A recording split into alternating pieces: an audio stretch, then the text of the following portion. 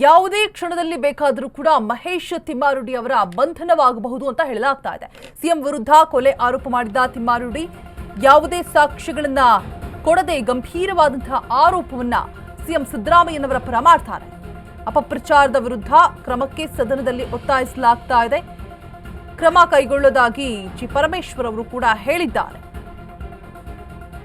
ಯಾವುದೇ ಕ್ಷಣದಲ್ಲಿ ಬೇಕಾದರೂ ಕೂಡ ಮಹೇಶ್ ತಿಮ್ಮಾರುಡಿ ಅವರ ಬಂಧನವಾಗಬಹುದು ಅಂತ ಹೇಳಲಾಗ್ತಾ ಇದೆ. ಸಿಎಂ ವಿರುದ್ಧ ಕೊಲೆ ಆರೋಪವನ್ನು ಮಾಡಿದ್ದಾರೆ. ಆದ ಕಾರಣ ಯಾವುದೇ ಸಾಕ್ಷ್ಯಗಳು ಇಲ್ಲದೆ ಗಂಭೀರವಾಗಿ ಆರೋಪವನ್ನು ಮಾಡಿದ್ದಾರೆ. ಅಪಪ್ರಚಾರದ ವಿರುದ್ಧ ಕ್ರಮಕ್ಕೆ ಸದನದಲ್ಲಿ ಒತ್ತಾಯಿಸಲಾಗ್ತಾ ಇದೆ. ಕ್ರಮ ಕೈಗೊಳ್ಳೋದಾಗಿ ಹೇಳಿದ್ದಾರೆ ಸಚಿವ ಜಿ ಪರಮೇಶ್ವರ್ ಅವರು. ಯಾವುದೇ ಸಾಕ್ಷ್ಯ ಇಲ್ಲದೆ ಇವರು ಹೇಗೆ ಆರೋಪವನ್ನ ಮಾಡ್ತಾರೆ? ಯಾರು ಬೇಕಾದ್ರೂ ಏನ್ ಬೇಕಾದ್ರೂ ಹೇಳಬಹುದಾ? ಅಪಪ್ರಚಾರ ಮಾಡಬಹುದಾ? ಇದು ಸರಿನಾ? ಇದಕ್ಕೆ ತಕ್ಕ ಹಾಗೆ ಕ್ರಮ ಕೈಗೊಳ್ಳಬೇಕು ಅಂತ ಹೇಳ್ತಾ ಇರುವಂತದ್ದು.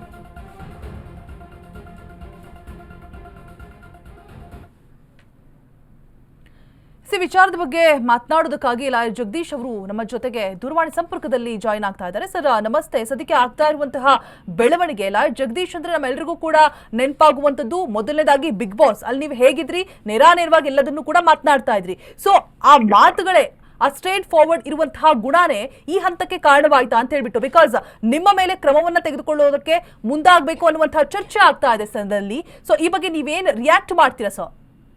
ಮೇಡಮ್, ಇವತ್ತು ಕ್ರಮ ಆಗ್ಬೇಕಾರೋದು ಎಸ್ ಐ ಟಿ ತನಿಖೆ, ಅದೇನು ಹತ್ಯಾಕಾಂಡ ಇದೆ ಅದ್ರ ಮೇಲೆ ಕ್ರಮ ಆಗ್ಬೇಕೇ ಹೊರತು ಅದನ್ನ ಮಾಡಿ ಅಂತ ಧ್ವನಿ ಮಾಡೋರ್ ಮೇಲೆ ಕ್ರಮ ಆಗ್ತಾ ಇದೆ ಅಂತ ಅನ್ನೋದಾದ್ರೆ ನನ್ಗೆ ಗೊತ್ತಿಲ್ಲ. ಸರ್ಕಾರ ಮತ್ತೆ ವಿರೋಧ ಪಕ್ಷಗಳನ್ನ ಆಯ್ಕೆ ಮಾಡಿದಂತ ಜನರು ಇದನ್ನ ಯೋಚನೆ ಮಾಡ್ಬೇಕು ಮೇಡಮ್. ಬೇರೆ ಏನ್ ಹೇಳಕ್ಕಾಗುತ್ತೆ? ಈಗ ಅಲ್ಲಿ ನಡೆದಿರುವ ಹತ್ಯಾಕಾಂಡದ ನ್ಯಾಯ ಕೊಡಿಸಿ ಅಂತ ನಾವೆಲ್ಲ ಧ್ವನಿ ಮಾಡಿದ್ರೆ, ಈಗ ಧ್ವನಿ ಮಾಡೋರ್ ಮೇಲೆ ಕ್ರಮ ಜರುಗಿಸ್ತೀವಿ ಅಂತ ವಿರೋಧ ಪಕ್ಷದವ್ರು ಕೂತ್ಕೊಂಡು ಅದಕ್ಕೆ ಸರ್ಕಾರ ಮಾಡಿದೀವಿ ಅಂತಂದ್ರೆ ಇದಕ್ಕೆ ಏನ್ ರಿಯಾಕ್ಷನ್ ನಾನು ಕೊಡ್ಬೇಕು ನನಗಂತೂ ಗೊತ್ತಿಲ್ಲ. ಏನೇ I speak to my legal team, ನನ್ ಲೀಗಲ್ ಟೀಮ್ ಮತ್ತೆ ಮಾತಾಡ್ಕೊಳ್ತೀವಿ. ನಾವೇನು ತಪ್ಪು ಮಾಡಿಲ್ಲ. ನನಗೆ ನಾವು ಪ್ರಶ್ನೆ ಮಾಡಿದ ತಪ್ಪು ಅನ್ನೋದಾದ್ರೆ ಮತ್ತೆ ಅಂದ್ರೆ ನಮ್ಮ ಸಂವಿಧಾನದಲ್ಲಿ ಅಟ್ಲೀಸ್ಟ್ ಆ ವಾಕ್ ಸ್ವತಂತ್ರ ಅನ್ನೋದನ್ನ ದೊಡ್ಡವರು ಬರೆದು ಕೊಟ್ಟೋಗಿದ್ದಾರೆ. ಗೊತ್ತಿಲ್ಲ ನಾವು ಇದನ್ನ ತಪ್ಪು ಅಂತ ಪ್ರಶ್ನೆ ಮಾಡಿದ ತಪ್ಪಾಗೋದಾದ್ರೆ ಮತ್ತೆ ದೇಶದ ಸಂವಿಧಾನದ ವಾಕ್ ಸ್ವತಂತ್ರ ಎಲ್ಲಿದೆ, ಎಲ್ಲಿ ಮೊಟಕುಗೊಳಿಸಕ್ಕೆ ಪ್ರಯತ್ನ ಬೀಳ್ತಾ ಇದೆ? ಯಾವ ವಿಚಾರ ಚರ್ಚೆ ಆಗ್ಬೇಕಾಗಿತ್ತು, ಯಾವ ವಿಚಾರ ಚರ್ಚೆ ಆಗ್ತಾ ಇದೆ?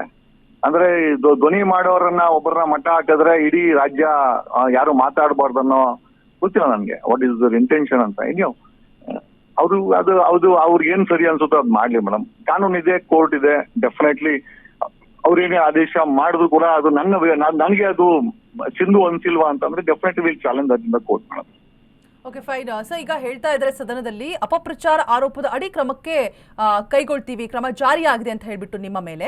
ಸೊ ನೀವ್ ಹೇಳ್ತಾ ಇದ್ದೀರಾ ನಾನು ಒಂದು ವಿಚಾರದ ಪರವಾಗಿ ಧ್ವನಿ ಎತ್ತಿದೆ ಅಂತ. ಎಸ್ ಅಲ್ಲ ಮೇಡಮ್, ಈಗ ಅಪಪ್ರಚಾರ, ನಾನೊಬ್ಬ ನಕಲಿ ವಕೀಲ ಅಂತ ಆ ದೇವಸ್ಥಾನದಲ್ಲಿ ಪ್ರಸ್ತಾಪ ಮಾಡಿದ್ದು ಯಾರು ಅಂತ ನಿಮ್ಗೆಲ್ಲ ಗೊತ್ತಿದೆ. ನಾನು I send the documents to speaker, honourable speaker ಅವ್ರಿಗೆ ನಾನು ಕಂಪ್ಲೇಂಟ್ ಅನ್ನು ನಾನು ಕೊಟ್ಟಿದ್ದೀನಿ. I filed a complaint to honourable speaker against MLA ಯಾರು ನನ್ನ ಬಗ್ಗೆ ಸುಳ್ಳನ್ನು ಹೇಳಿದ್ರು ಹೌಸ್ ಅಲ್ಲಿ, ಅವರ ವಿರುದ್ಧವಾಗಿ ನಾನು ಸ್ಪೀಕರ್ ಅವರಿಗೆ ನಾನು ಕೂಡ ಕಂಪ್ಲೇಂಟ್ ಕೊಟ್ಟಿದ್ದೇನೆ. It has already reached the speaker's office. So ಅವರ ಅತ್ಯುಚ್ಛತೆನ ಅವರು ಮಂಡನೆ ಮಾಡ್ಲಿ, ನನ್ನ ಮೇಲೆ ಅಪಪ್ರಚಾರ ಮಾಡೋದನ್ನ ಹೌಸ್ ಅಲ್ಲಿ ನಾನು ಕೂಡ ಕಂಪ್ಲೇಂಟ್ ಅನ್ನ ಕೊಟ್ಟಿದ್ದೀನಿ.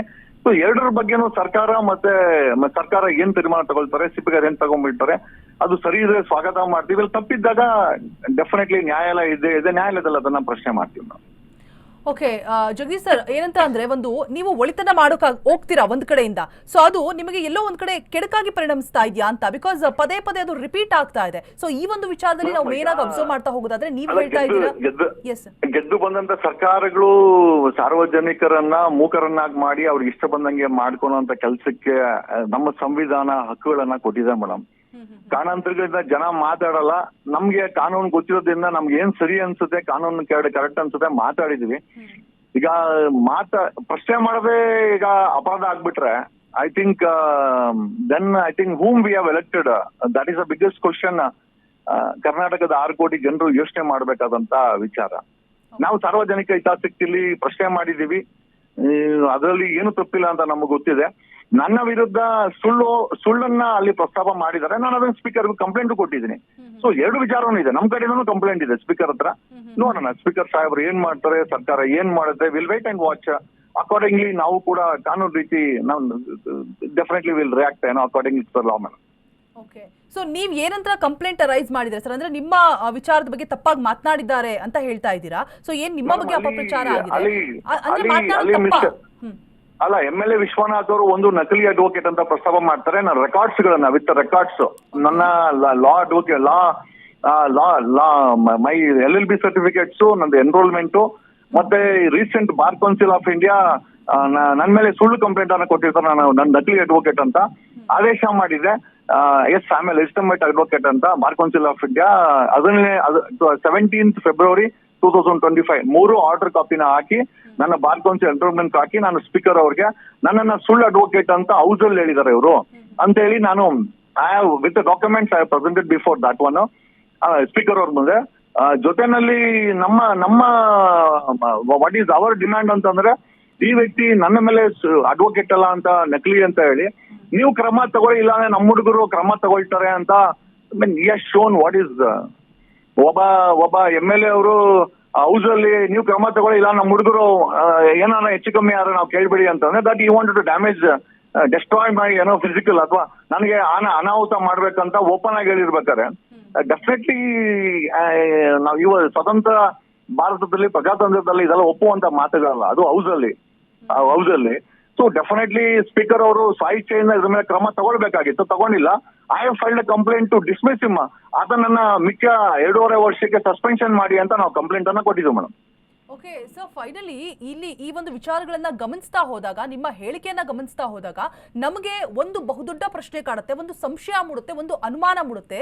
ಧರ್ಮಸ್ಥಳದ ವಿಚಾರವನ್ನ ಅದ್ರ ಪರವಾಗಿ ನೀವು ಮಾತನಾಡಿದಕ್ಕಾಗಿ ನಿಮ್ಮ ಬಾಯಿ ಮುಚ್ಚುವಂತಹ ಕೆಲಸವನ್ನ ಮಾಡ್ತಾ ಇದ್ದಾರಾ ಯಾರಾದ್ರೂ ಅಂತ ಹೇಳ್ಬಿಟ್ಟು? ಅಲ್ಲ, ಯಾರಲ್ಲ ಮೇಡಮ್, ಅದು ಸರ್ಕಾರನೂ ಮಾಡ್ತಾ ಇದೆ. ಸರ್ಕಾರ ಏನಾದ್ರು ನಮ್ಮನ್ನ ಬಾಯಿ ಮುಚ್ಚುವಂತ ಅಥವಾ ನಮಗೆ ತೊಂದರೆ ಕೊಡೋದು ಅಥವಾ ಅಲ್ಲಿ ಅವ್ರ ಹತ್ರ ಕಾನೂನಿದೆ ಅಂತ ಏನಾದ್ರು ಬಳಸಕ್ಕೆ ಹೋಯ್ತು ಅಂದ್ರೆ ಡೆಫಿನೆಟ್ಲಿ ಪ್ರಜಾಪ್ರಭುತ್ವದಲ್ಲಿ 6 ಕೋಟಿ ಕನ್ನಡಿಗರ ವಿಚಾರವನ್ನೇ ಬಾಯಿ ಮುಚ್ಚಿಸ್ದಂಗೆ ಇದು. ನನ್ನ ಬಾಯಿ ಒಬ್ಬರನ್ನೇ ಮುಚ್ಚಿದಂಗಲ್ಲ ಇದು. ಹಂಗಾಗಿ ಸಂವೇರ್ ಧರ್ಮಸ್ಥಳದ ವಿಚಾರವನ್ನ ಮುಂದಿಟ್ಕೊಂಡು ಇವರು ಅದನ್ನ SIT ರಚನೆ ಮಾಡ್ಲಿಕ್ಕೆ ಒಂದು ಮಟ್ಟದಲ್ಲಿ ನಾನೇ ಕಾರಣ ಆಗಿದ್ದೀನಿ. ಮತ್ತೆ ಪ್ರಶ್ನೆ ಮಾಡೋ ವಿಚಾರದಲ್ಲೂ ಅಷ್ಟೇ ಈ ಜನರ ಪರವಾಗಿ ಪ್ರಶ್ನೆ ಮಾಡ್ತಾ ಇದ್ದೀನಿ. ಸೊ ನನ್ನನ್ನ ಬಾಯಿ ಮುಚ್ತೀವಿ ಅಂತ ಮುಚ್ಚಕ್ಕೆ ಅಲ್ಲಿ ಸಂಬಂಧಪಟ್ಟಂತ ಹಕ್ಕುಚ್ಯುತಿ ಮಂಡನೆ ಮಾಡಿರುವಂತ MLA ಅವರು ಪ್ರಸ್ತಾಪ ಮಾಡಿದ್ದಾರೆ. ಸರ್ಕಾರ ಅದನ್ನ ಮಾಡ್ತು ಅಂದ್ರೆ ಡೆಫಿನೆಟ್ ಆಗಿ ಧರ್ಮಸ್ಥಳದ ವಿಚಾರಕ್ಕೆ ಮಣ್ಣು ಹಾಕದಂಗೆ ಅಂತ ನನಗನ್ಸುತ್ತೆ ಮೇಡಮ್. ಓಕೆ, ನೀವು ಹೇಳಿದಾಗೆ ನೀವು ಮಾತನಾಡಿದ್ರಿ ಅನ್ನುವಂತಹ ಕಾರಣಕ್ಕೆ SIT ರಚನೆ ಮಾಡಿದ್ವಿ ಅನ್ನುವಂತಹ ವಿಚಾರವನ್ನ ಹೇಳಿದ್ರು, ಅದು ಒಂದು ಮೇನ್ ಹೈಲೈಟ್. ಅದ್ರ ಜೊತೆಗೆ ಸರ್, ಈ ತಿಮ್ಮಾರೆಡ್ಡಿ ಅವರ ಮೇಲೂ ಕೂಡ ಕ್ರಮ ಜರುಗಿಸಬೇಕು ಅನ್ನುವಂತಹ ಒಂದು ಆದೇಶ ಬಂದಿದೆ. ಆಲ್ಮೋಸ್ಟ್ ಅರೆಸ್ಟ್ ಆಗ್ತಾರೆ ಅಂತ ಹೇಳಲಾಗ್ತಾ ಇದೆ. ಅಲ್ಲ ಮೇಡಮ್, ಕೊಲೆಗಳನ್ನ ಬಿಟ್ಟು ಕೊಲೆಗಾರರನ್ನ ಶಿಕ್ಷಿಸಿ ಬಂಧಿಸಿ ಅಂತ ನಾವೆಲ್ಲ ಸಾಮಾಜಿಕವಾಗಿ ಹೋರಾಟವನ್ನ ಧ್ವನಿ ಮಾಡ್ತಾ ಅದನ್ನ ಬಿಟ್ಟು ಇವರುಗಳು ಧ್ವನಿ ಎತ್ತವ್ರನ್ನ ಬಾಯಿ ಮುಚ್ತೀವಿ ಅಂತಂದ್ರೆ I think definitely whom we have elected, whether we have elected MLAs are the mind set of dash ಅಂತ ನನಗೆ ಪ್ರಶ್ನೆ ಮಾಡಬೇಕಾಗಿದೆ. Everything is set and done. ಸರ್ಕಾರದ ಬಳಿ ಅಧಿಕಾರ ಇದೆ ಅಂತಂದ್ರೆ ಡೆಫಿನೆಟ್ಲಿ ಹೈಕೋರ್ಟ್ಸ್ ಮತ್ತೆ ಸುಪ್ರೀಂ ಕೋರ್ಟ್ ಇದೆ ನಮ್ಮ ದೇಶದಲ್ಲಿ. ಡೆಫಿನೆಟ್ಲಿ ಆ ರೀತಿ ಏನಾದ್ರೂ ನಮ್ಮ ಸಂವಿಧಾನಿಕ ಹಕ್ಕುಗಳನ್ನ ಮೊಟಕುಗೊಳಿಸುವಂತ ಕೆಲಸವನ್ನ ಅಸೆಂಬ್ಲಿ ನಡೀತದೆ ಅಂದ್ರೆ ಡೆಫಿನೆಟ್ಲಿ ಆ ಒಂದು ವಿಚಾರವನ್ನ ಸಂಬಂಧಪಟ್ಟಂತ ಹೈಕೋರ್ಟ್ ಅಥವಾ ಸುಪ್ರೀಂ ಕೋರ್ಟ್ ಅಲ್ಲಿ ಡೆಫಿನೆಟ್ ಆಗಿ ಚಾಲೆಂಜ್ ಮಾಡ್ಬೇಕಾಗತ್ತೆ ಮೇಡಮ್. ಅದು ನಮ್ಮ ಹಕ್ಕು ಕೂಡ ಆಗುತ್ತೆ. Alright, thank you sir. ಸಾಕಷ್ಟು ಮಾಹಿತಿಗಳನ್ನ ಕೊಟ್ರಿ. ನಮ್ಮ ಜೊತೆ ಮಾತನಾಡಿದಕ್ಕಾಗಿ ಅಶ್ವವೇಗ ನ್ಯೂಸ್ ಜೊತೆಗೆ ಧನ್ಯವಾದ. ಲಾಯರ್ ಜಗದೀಶ್ ಅವರು ಹೇಳ್ತಾ ಇದ್ರು, ಧರ್ಮಸ್ಥಳದ ಬಗ್ಗೆ ಮಾತನಾಡಿದಕ್ಕಾಗಿ ನನ್ನ ಬಾಯಿನ ಮುಚ್ಚುವಂತಹ ಪ್ರಯತ್ನಗಳು ಖಂಡಿತವಾಗಿಯೂ ನಡೀತಾ ಇದೆ ಅನ್ನುವಂತಹ ಮಾತನ್ನ ಹೇಳಿದ್ರು. ಹಾಗೆ ನಕಲಿ ಅಡ್ವೊಕೇಟ್ ಅಂತ ಹೇಳ್ಬಿಟ್ಟು ನನ್ನ ಮೇಲೆ ಆರೋಪವನ್ನ ಮಾಡಿದ್ರು. ಸೊ ಆ ವಿಚಾರವನ್ನು ಕೂಡ ನಾನು ಕಂಪ್ಲೇಂಟ್ ಮಾಡಿದ್ದೀನಿ ಈಗ ಆಲ್ರೆಡಿ ಸ್ಪೀಕರ್ ಹತ್ರ. ಅವ್ರು ಏನು ನನ್ನ ವಿರುದ್ಧವಾಗಿ ಒಂದು ಆರೋಪವನ್ನ ಮಾಡ್ತಾ ಇದ್ದಾರೆ, ಅಪಪ್ರಚಾರ ಮಾಡಿದ್ದೇನೆ ಅಂತ ಹೇಳ್ಬಿಟ್ಟು. ಸೊ ನಾನು ಕೂಡ ನನ್ನ ಬಗ್ಗೆ ಅಪಪ್ರಚಾರ ಮಾಡಿದ್ದಾರೆ, ನಾನು ನಕಲಿ ಅಡ್ವೊಕೇಟ್ ಅಂತ ಹೇಳ್ಬಿಟ್ಟು. ಸೊ ಆ ವಿಚಾರವನ್ನು ಕೂಡ ನಾನು ಸ್ಪೀಕರ್ ಬಳಿ ನಾನು ಕೂಡ ಕಂಪ್ಲೇಂಟ್ ಮಾಡಿದ್ದೀನಿ ಅಂತ ಹೇಳ್ತಾ ಇದ್ದಾರೆ. ಸೊ ಲೀಗಲ್ ಅಡ್ವೈಸರ್ ಮುಖಾಂತರ ನನಗೆ ಗೊತ್ತು ಹೇಗೆ ಆಚೆ ಬರಬೇಕು ಅಂತ ಹೇಳ್ಬಿಟ್ಟು ಇದರಿಂದ ಅಂತ ಒಂದು ಭರವಸೆಯನ್ನು ಕೂಡ ಇಟ್ಕೊಂಡಿದ್ದಾರೆ ಲಾಯರ್ ಜಗದೀಶ್. ಮಾತುಗಳಿದಿಷ್ಟು.